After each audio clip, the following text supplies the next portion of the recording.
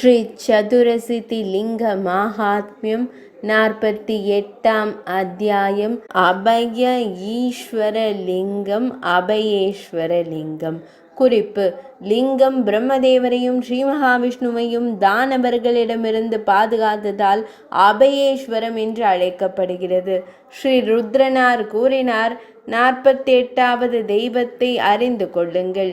என் அன்பான பெண்ணே, அவரை தரிசிப்பதன் மூலம் உலக இருப்பு குறித்த பயத்தை தவிர்க்கலாம். தாமரை விழிகளை கொண்ட பெண்ணே, முதல் கல்பத்தின் முடிவில், அதாவது பத்மம், சூரியன், சந்திரன் மற்றும் நட்சத்திர கூட்டங்கள் மறைந்து பூமி மற்றும் வானம் கலைந்த போது பிரம்மதேவர் சிந்திக்க துவங்கினார். படைப்பு எவ்வாறு நிகழும்? இதற்காக அவர் கோபமடைந்த போது அவரது விழிகளில் இருந்து பெரிய விழிநீர் துளிகள் கீழே விழுந்தன. உன்னத ஆன்மா கொண்டவரின் இடது விழியிலிருந்து ஒரு பெரிய கண்ணீர் துளி கீழே விழுந்தது. அந்த கண்ணீரில் இருந்து ஹரவா என்ற தானவர் பிறந்தார். அவருக்கு ஒரு பெரிய உடலுடன் கூர்மையான வளைந்த கோரை பற்கள் இருந்தன. அவருக்கு தூள் நிறைந்த கோலிரியம் போன்ற பளபளப்பு இருந்தது. வலது விழியிலிருந்து காலகேலி என்ற தானவர் பிறந்தார். அவர் மிகவும் உயரமானவர். கருமையான உடலுடன் நிமிர்ந்த முடியுடன் இருந்தார்.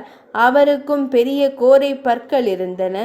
அந்த துஷ்டனுக்கு ஒரு பயங்கரமான முகம் இருந்தது. யமனை போன்ற பயங்கரமான உருவம் கொண்ட அவர் அணுக முடியாதவர். அவர் கோலிரியம் போன்ற ஒரு நிறை போல இருந்தார். கையில் ஒரு கயிற்றை பிடித்த அவர் பயங்கரமானவர். பிரம்மதேவரை கொல்ல விரும்புவது போல் அச்சுறுத்தும் சைகைகளுடன் அந்த இருவர் வந்தனர். அவர்கள் வெறித்தனமாக அவரை நோக்கி விரைந்தனர். பிரம்மதேவரை பயம் ஆட்கொண்டது. அவர் அந்த இடத்தை விட்டு ஓடி அலைந்தார். ஆழமான மற்றும் பரந்த நீரில் மஞ்சள் நிற ஆடைகளை அணிந்து சங்கம், சக்கரம் மற்றும் கதாயுதத்துடன் அளவிட முடியாத ஒரு பிரம்மாண்டத்தை கண்டார். அவரை கண்டதும் மேலும் பயந்து போன பிரம்மதேவர், ஐயா, அனைத்து அசையும் மற்றும் அசையாத உயிரினங்களும் அழிந்துவிட்ட நிலையில் தாங்கள் யார் இங்கே படுத்திருக்கிறீர்கள் என்று கேட்டார். அதற்கு பகவான் ஸ்ரீ மகாவிஷ்ணு, நான் பிரபஞ்சத்தின் தந்தை, உலகங்களை படைப்பவன் மற்றும் அழிப்பவன், உலகங்களை தாங்குபவன் என்றார். பகவான் ஸ்ரீ கிருஷ்ணரால் இவ்வாறு கூறப்பட்ட போது தாமரையில் பிறந்த பிரம்மதேவர், 3 உலகங்களிலும் படைப்பவன் நான். தேவர்கள், அசுரர்கள் மற்றும் மனிதர்கள் உட்பட முழு பிரபஞ்சமும் என்னால் பாதுகாக்கப்பட்டது. இதற்கிடையில் தங்களுடைய அதீத வலிமையை கண்டு கர்ப்பம் கொண்ட அந்த 2 தைத்தியர்களும் அங்கு வந்தனர். அவர்கள் பசியால் மூழ்கி தன்னை விழுங்க விரும்புவதை கண்ட பிரம்மதேவர் தனது முளை போன்ற உதடுகள் நடுங்கி தாமரை இதழ்கள் போன்ற விழிகளை கொண்ட பகவான் ஸ்ரீ கிருஷ்ணரிடம் இவ்வாறு கூறினார்: உங்களை இந்த உலகத்தில் ஒரு காரணமாக பேசினால் இந்த 2 பயங்கரமான அசுரர்களையும் நீங்கள் கொல்ல வேண்டும். இதனை கேட்ட பகவான் ஸ்ரீ மகாவிஷ்ணு இருவருக்கும் துன்பம் பொதுவானது என்பதை உணர்ந்தார். அவர் கூறினார்: சிறிது நேரம் ஓய்வெடுங்கள், சண்டை பின்னர் நடக்கலாம்.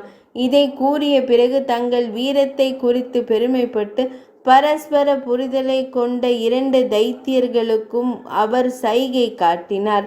அவர்கள் பிரம்மதேவரையும் நாராயணரையும் கொல்ல அவசரமாக விரைந்தனர்.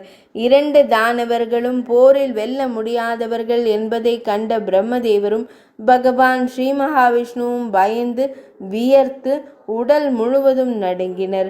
அந்த இடத்திற்கும் சூழலுக்கும் ஏற்றவாறு அவர்கள் ஒருவருக்கொருவர் பேசிக்கொண்டனர். என்னால் என்ன செய்ய வேண்டும் அல்லது உங்களால் என்ன செய்ய இயலும்? ஒரு பெரிய ஆபத்து நெருங்கிவிட்டது. இதில் என்ன செய்ய வேண்டும்? மரணம் நெருங்கி வருவதை கண்ட பிரம்மதேவர் கேசவனாரிடம் கூறினார்: பகவான் ஸ்ரீ கிருஷ்ணரே, உடனடியாக சிறந்த மகா காலவனத்திடம் செல்லுங்கள். பிரளயத்தில் கூட அதை அழிக்க இயலாது என்று கூறப்படுகிறது. நமக்கு அங்கே பாதுகாப்பு கிடைக்கும். நான் அங்கு செல்வேன், நீங்களும் அங்கு செல்லுங்கள் கேசவா. பிரம்மதேவர் இவ்வாறு கூறியதும் பகவான் ஸ்ரீ கிருஷ்ணரும் அவருடன் சென்றார். அவர்கள் மகா காலவனத்தை அடைந்தனர். ஆனால் மகேஸ்வரரை காணவில்லை. அவர்கள் இருவரும் அங்கு சுற்றி திரியும் பொழுது 10,000 ஆண்டுகள் காலம் கடந்துவிட்டது. பின்னர் அவர்கள் நூபுரேஸ்வரருக்கு தெற்கே தெய்வீக அம்சங்களுடன் கூடிய அந்த பெரிய அக்னி லிங்கத்தை கண்டார்கள். பின்னர் பிரம்மதேவரும் பகவான் ஸ்ரீ மகாவிஷ்ணுவும் நேரடியாக தெய்வத்திடம், தேவர்களின் தலைவரே, எங்களுக்கு அடைக்கலம் கொடுங்கள், 2 தானவர்களால் நாங்கள் வேதனைப்படுகிறோம் என்று வேண்டினர். அதன் பிறகு அன்னை பார்வதி தேவி லிங்கத்தால் பயத்திலிருந்து பாதுகாப்பு வழங்கப்பட்டது.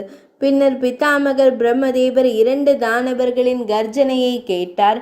கழுத்து நடுங்கியபடி பயந்து போன படைப்பாளர் லிங்கத்திடம் கூறினார், இதோ எங்கள் பயங்கரமான மரண விரதம் வருகிறது. பின்னர் அன்பானவரே பகவான் ஸ்ரீ கிருஷ்ணர் கூறினார், ஆண்டவரே, பயத்திலிருந்து விடுதலை அளிக்கப்படட்டும். பிரம்மதேவர் மற்றும் கேசவரின் பரிதாபகரமான துயர வார்த்தைகளை கேட்டதும் அந்த 2 தெய்வங்களும் அந்த லிங்கத்தால் ஆன அதன் வயிற்றில் வைக்கப்பட்டன. சூரியன், சந்திரன் மற்றும் மலைகள் உள்பட முழு பிரபஞ்சமும் அவர்களால் அங்கு காணப்பட்டது. சித்தர்கள் மற்றும் கந்தர்வர்களின் குடும்பங்கள் காணப்பட்டன. மலைகள் நிறைந்த பல இடங்கள், பெரிய பனை மரங்கள் மற்றும் கொடிகள் அங்கு காணப்பட்டன. முத்திரைகள் கொண்ட சன்னதிகள் இருந்தன. தெய்வமே, பல்வேறு சாதிகள் மற்றும் வாழ்க்கை நிலைகளை சேர்ந்த மக்கள் அந்த இடத்தை பிரகாசமாக்கினர். பாம்புகள் மற்றும் பெரிய மரங்களை கொண்ட பாதாள உலகங்களையும், தேவர்கள், அசுரர்கள் மற்றும் ராட்சசர்கள் வசிக்கும் 7 உலகங்களின் குழுவையும் அவர்கள் கண்டார்கள்.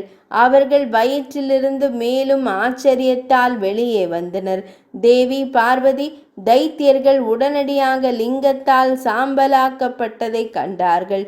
பிரம்மதேவரும் பகவான் ஸ்ரீ மகாவிஷ்ணுவும் பெரிய லிங்கத்தை பக்தியுடன் புகழ்ந்தனர். மகிழ்ச்சியடைந்த லிங்கம் கூறியது, நான் உங்கள் இருவருக்கும் என்ன கொடுக்க வேண்டும்? தெய்வங்களே, என்னை கண்டால் ஒருபோதும் வீண் போகாது. அதை பெறுவது மிகவும் கடினம். பின்னர் பிரம்மதேவரும் பகவான் ஸ்ரீ மகாவிஷ்ணுவும் வரத்தை தேர்ந்தெடுத்தனர்.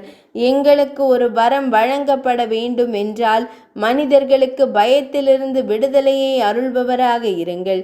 ஒருமுகப்பட்டு மன தூய்மையுடன் வணங்குபவர்களுக்கும் யக்ஞங்களை செய்பவர்களுக்கும் எப்போதும் தம்மை நினைவில் வைத்திருப்பவர்களுக்கும் பயத்திலிருந்து விடுதலையை அருள்பவராக இருங்கள்.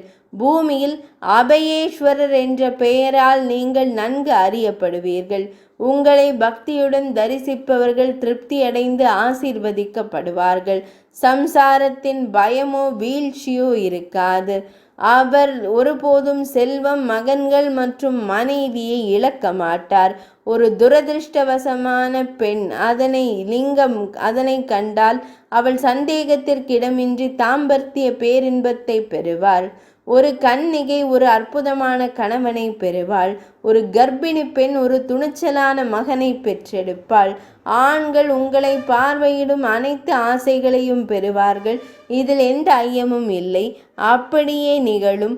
இதை கூறி மகாதேவியே, லிங்கம் அந்த 2 தேவர்களை, பிரம்மதேவர் மற்றும் பகவான் ஸ்ரீ மகாவிஷ்ணுவை அவர்களின் இருப்பிடங்களை நோக்கி அனுப்பிவிட்டார். தேவியே, அன்பான பெண்ணே, தேவி பார்வதியே, அபயேஸ்வர தேவரின் அபயேஸ்வர லிங்கத்தின் பாவங்களை அழிக்கும் சக்தி தங்களுக்கு விவரிக்கப்பட்டது. அடுத்து பிருதுகேஸ்வரரின் கதையினை கேளுங்கள். 48ஆம் அத்தியாயம் இனிதே நிறைவடைந்தது.